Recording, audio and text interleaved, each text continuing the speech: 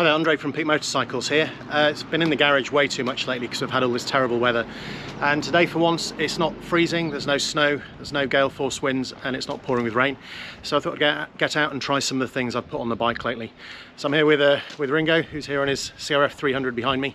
And we're just going to go and ride some of the TET that runs through the Peak District. And I'm going to just see if I can get a bit of video about the Rotopax fuel tank. And any of the other mods I've done. Interested to see how well my heated grips hold up. It's not cold, so it's above freezing, but it's definitely low single figures Celsius. So yeah, we should see how this goes. So welcome back to Edale in winter. As you can see, we've got no leaves on the trees at the moment. Thankfully no snow and ice on the road. I know there's still a little bit up on the hills up there, but not a huge amount. So yeah, we're just going to ride up out of Edale, up Mamneck, and then head over to Rowter Farm and pick up the Trans-Euro trail from there. So there's a few things that we're looking at while I'm out on this ride. So one is to see if I can find out how well the Rotopax fits, you know, whether it is actually going to hit the swing arm when I'm bouncing over bumps. Another is to give my heated grips a good run. I've not done a proper long ride in cold weather, especially not with these thin gloves on, which I have at the moment, so it'll be good to see how those work out.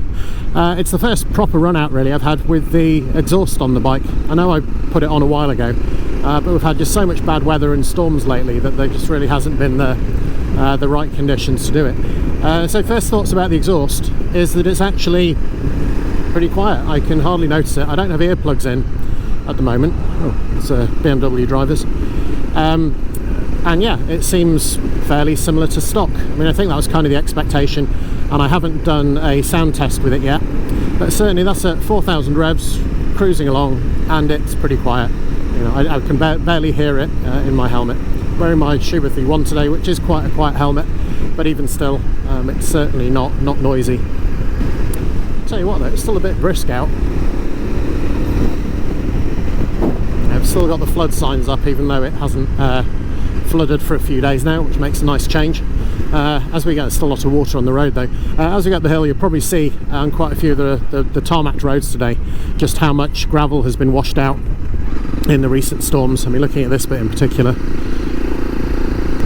Now I don't know if it's just my perception, but the Arrow exhaust does feel smoother as I come up through the rev range. It doesn't have, you know, quite the same sort of characteristic that the Moto X had, which I think is a good thing.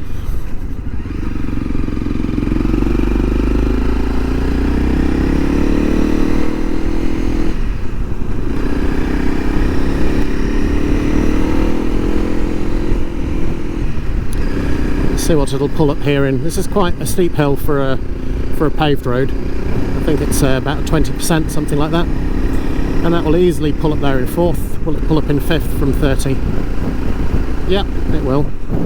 That's good to know. The heated grips are certainly getting quite toasty. Right now I've got it set on the highest setting, which is the red. Knock it down to blue, which I think is 4, because my hands are actually getting quite hot, almost too hot.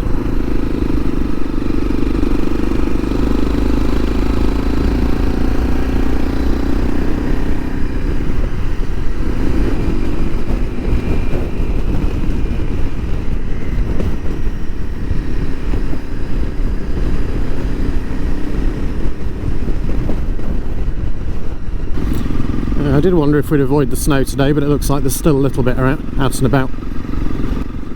So for this next bit, I think I didn't really talk very much, mostly because I was concentrating on the mud and the snow and ice and all the walkers and the puddles and the gates. So this section of the Trans-Euro trail runs from just near Rowter Farm, which is just off the main road at the top of Winnet's Pass near Castleton. Normally it drains really well and is fairly dry because it's all limestone around here, which is porous. However, as you can see, today it really was not as dry as it has been in the past.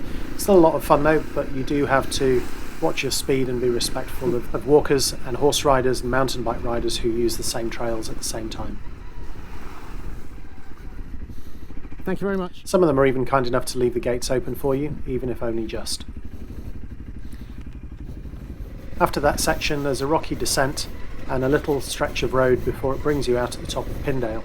So Pindale used to be one of the more challenging parts of the trails through the Peak District, and as you can see this has just been flattened and covered with what looks like building rubble that's been crushed and some rubbish. it's not great really.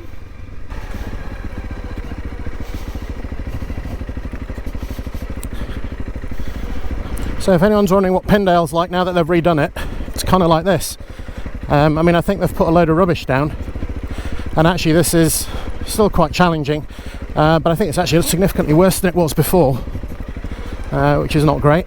But hey, this is what the council thinks their constitutes maintenance and repair, which is a shame.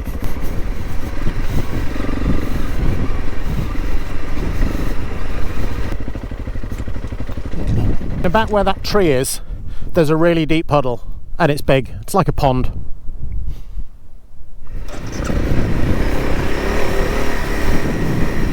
Whoa.